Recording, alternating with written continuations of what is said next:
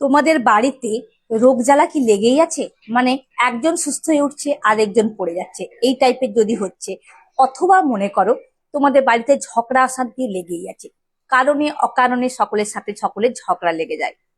যদি এই কারণগুলো হচ্ছে তাহলে মনে রাখবে তোমাদের বাড়িতে কিন্তু নজর লেগে আছে।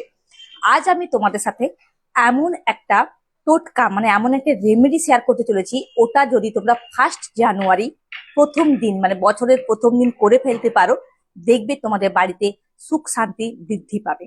মানে যে হঠাৎ হঠাৎ করে ঝগড়াঝাটি হতো, সেই ঝগড়া অশান্তি দূর হবে, বাড়িতে সুখ সমৃদ্ধি বৃদ্ধি পাবে মা লক্ষ্মীর আশীর্বাদে, এবং অযথা যে ঝগড়াঝাটি হচ্ছিল সেই ঝগড়াঝাটিও দেখবে আর হবে না তোমাদের বাড়িতে।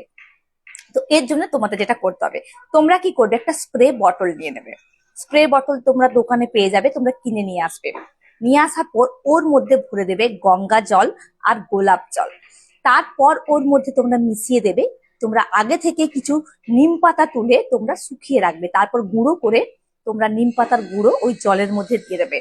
আর একটা বিশেষ কাজ তোমরা করবে, তোমরা নিয়ে নেবে কিছু লং, কিছু এলাচ আর কিছু দারচিনি। তারপর ওগুলো তোমরা গুঁড়ো করে ওই জলের মধ্যে মিশিয়ে দেবে। মিশিয়ে দেওয়ার পর সারা বাড়িতে ঘুরে ঘুরে তোমরা ওটা স্প্রে করে দেবে। বিশেষ করে তোমাদের বাড়ির যে মেন দরজা, যেই দিকে তোমরা ঢোকো সেই দরজায় তো তোমরা খুব ভালো করে স্প্রে করে দেবে।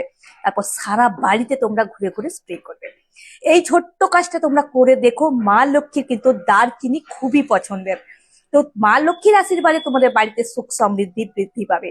আর সব থেকে বড় ব্যাপার, ঝগড়া অশান্তি দূর হবে এবং রোগ জ্বালা তোমাদের বাড়ি থেকে দূর হবে। তো এই ছোট্ট কাজটা তোমরা 1 জানুয়ারি, মানে 2026 এর যে প্রথম দিন, 1 জানুয়ারি করতে ভুলো না। এই ছোট্ট কাজটা তোমরা অবশ্যই করো, তোমাদের ঘরের জন্য দেখবে মঙ্গল হবে। তো এরকম সুন্দর সুন্দর রেমেডি যদি তোমরা পেতে চাও, অবশ্যই আমাকে কিন্তু ফলো করে রাখতে ভুলো না। Thank you.